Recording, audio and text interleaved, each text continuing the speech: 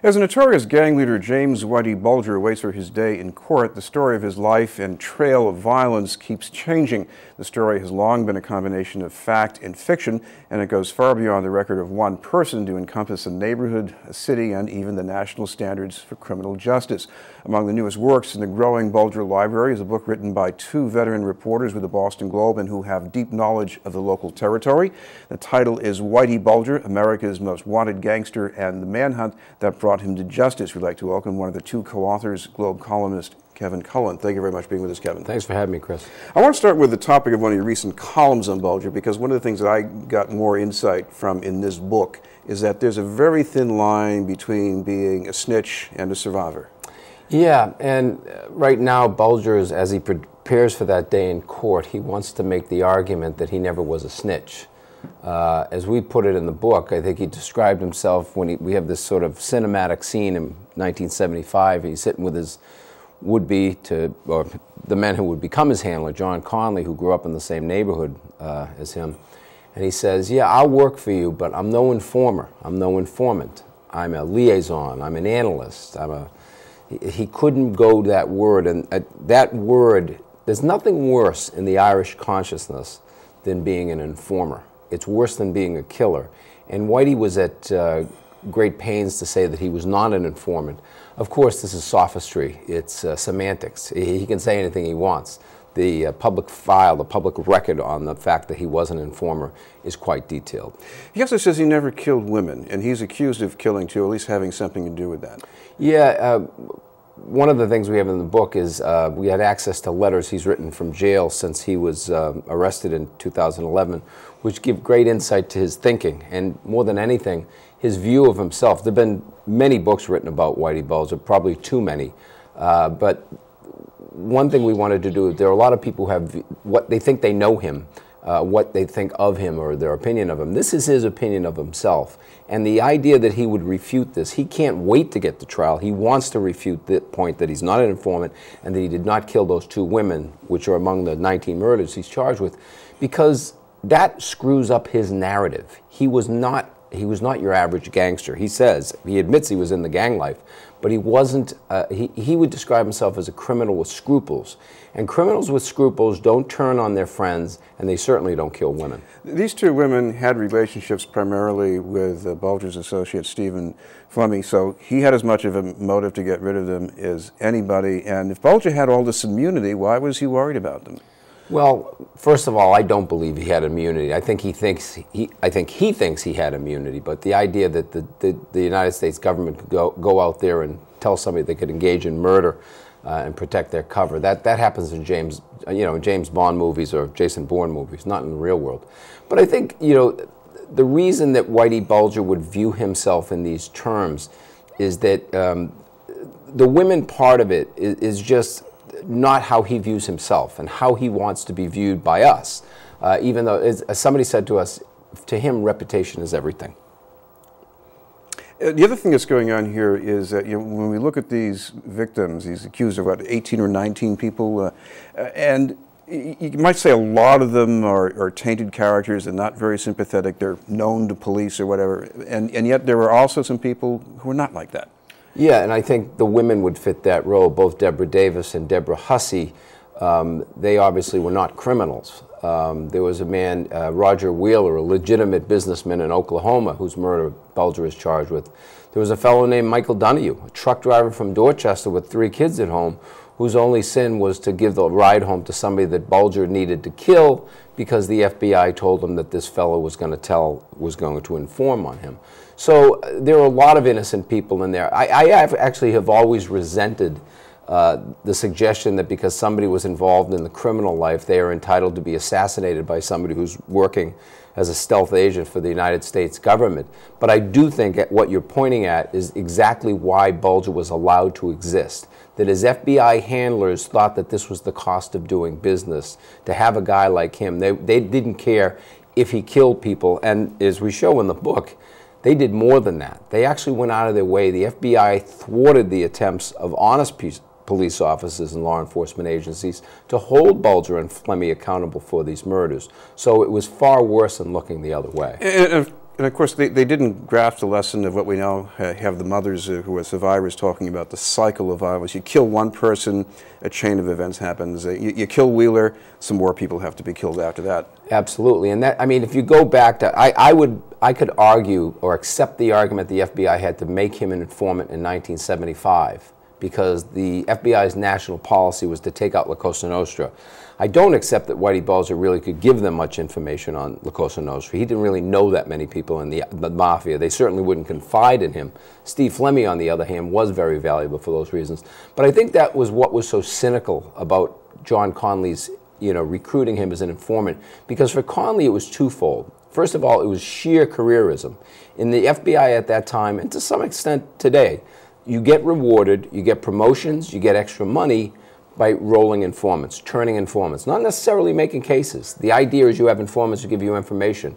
Now, by identifying a guy like James Bulger at that time, Whitey Bulger, who was a very senior Irish-American gangster at the time, that looked good for Conley. But, Conley wasn't stupid. He knew that Whitey Bulger didn't know much about the mafia because what Conley was at protecting Bulger and beyond that, protecting the Bulger family, which he held in great esteem. He would have considered Bill Bulger, who was obviously a senior politician here in Massachusetts, and Whitey's little brother. And they helped him start his career. Absolutely. He would have seen him as a mentor, that Bill Bulger was, it's funny, the way I would say is that when John Conley was young, he wanted to be Bill Bulger, and that as he got along in his career and when he became corrupted, he wanted to be Whitey Bulger.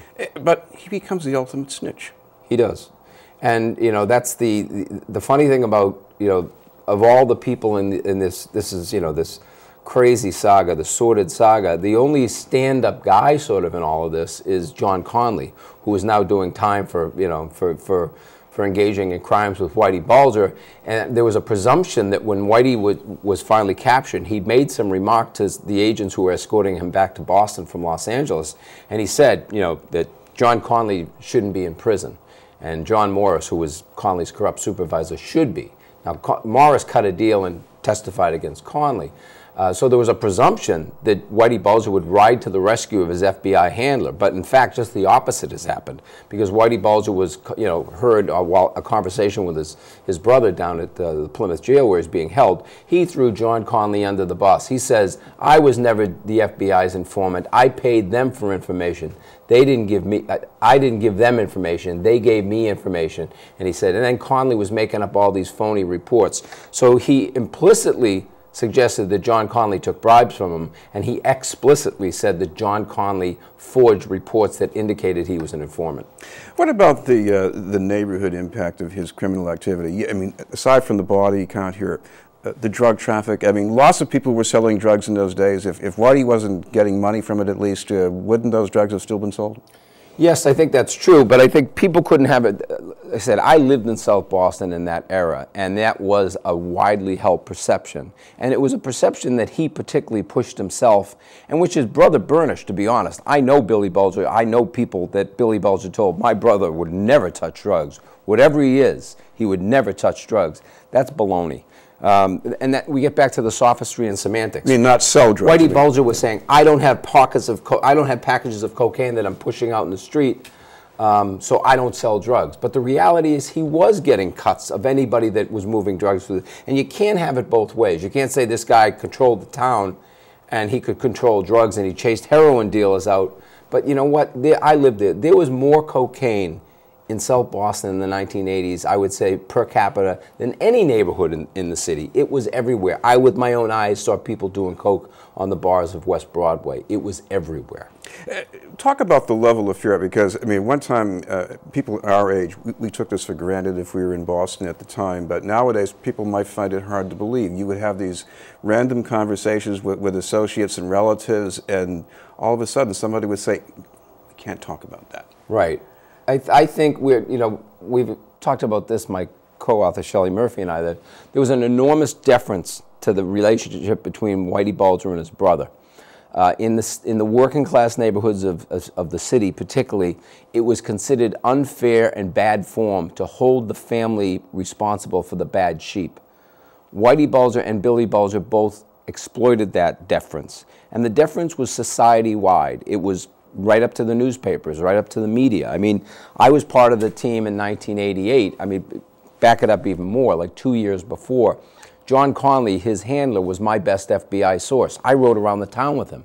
And one of the reasons I knew something was wrong is that John kept constantly telling me how, I would ask about, I said, Whitey's doing this, he's killed this guy, did that, I think he's involved with Joe Murray and the drugs. And John Conley, an FBI agent, was constantly defending him, saying, oh, he's not like that, he'd never get involved in drugs, he takes care of his body, doesn't drink, doesn't take drugs, works out every day. And I'm saying, why is this FBI agent guy talking him up? And it got to the point that I really firmly believed, and then when I talked with some sources in the state police and the DEA, that Bulger was being protected, that there was no other explanation why the guy who by the mid-'80s, after the mafia regimes had been taken out, Whitey Bulger was the most dominant, preeminent gangster in the city, and he's walking around town, and the FBI agent who you would think would be chasing him is telling me he's a great guy. So there was all that sort of, but I think there was a difference. I compare it to the Deference. It's funny because I was part of that spotlight team also that went after the Catholic hierarchy in this town who protected the sexually abusive priests. And the story there was the cover-up. It wasn't the abuse. Abuse happens in all forms of life, but it wasn't the abuse. It was the cover-up. It's the same thing with this story. It wasn't that the FBI made a bad decision in going after Whitey Bulger. It's that, in fact, he started killing people using the FBI as his cover, and not only did the FBI look the other way, they protected him, and they thwarted efforts to take him down. One of the other things about his character, which this book goes into, it's not one-sided. There are acts of charity, of chivalry, but I think after that murder of Brian Halloran and Michael Donahue, a few days later maybe, Whitey comes back to look at the car where those two men were when they were shot. Talk about that. Well, he literally walked into the tow lot and he brought Steve Flemmi and Kevin Weeks, one of his henchmen, with him. And it's almost like he was admiring a trophy, his handiwork. And that at one point he actually took off a piece that would have been a piece of skull and hair that belonged to Michael Donahue, an innocent man who was murdered. And he held it aloft as if, like I said, as somebody might hold a trophy. And so there was a certain depravity there. But the other thing, Shelley Murphy and I have often talked, you know, we thought we knew a lot about him, but one thing I learned in this book writing process is that from the time he was a young teenager who was stealing stuff off the back of the trucks in Southie, what they call tailgating, right through his criminal career, Whitey Bulger engaged in myth-making. When he was a teenager, he was driving around town in a car which he only had because he was a criminal, but he was using that car to ferry nice old ladies with their grocery bags, and everybody said, what a nice boy that Jimmy Bulger is. And then when he went through his criminal career, he was delivering turkeys to people. He gave a car to some guy down on his luck, gave money to people. When he was on the run, he was very generous to people. But these weren't what we would call acts of charity in the sense. They were about enhancing his image. They were about building that sort of benevolent gangster label that he really spent many, many years cultivating. And then fast forward right up today. One of the things we have in the book is he said that he offered his life for the woman he loved. That was Kathy Gregg, the woman who spent 16 years on the run with him. And that he said that I offered myself, I would plead guilty and submit myself to execution in Florida or Oklahoma, where he's facing capital murder charges, if only the feds would let Kathy walk, if only they'd show her leniency. And that is, wow, isn't that romantic? Isn't it incredible? A gangster who would give his life for the woman he loved. But you know what? It's more myth-making. Because if Whitey really wanted to save Kathy from the 8-year prison sentence she got, all he needed to say was tell his lawyer to tell her lawyer, give me up. I'm going to die in prison. Tell the feds whatever they want and they'll let you go. But he didn't say that. Instead, he sends out letters to everybody in Santa Monica, his friend from Alcatraz who showed us his letters about how noble he is and that he would die for this woman. It's baloney. It's part of the myth. And he's still, at 83 years of age, he's sitting in an 8-by-12 cell. And what he is doing right now is engaging and continuing the myth-making he began when he was just a teenager in South Boston. And thanks for taking off the veil, Kevin Cullen. Thanks a lot, Chris. In the Boston Globe, and the book is called Whitey Bulger, America's Most Wanted Gangster, and the Manhunt that brought him to justice.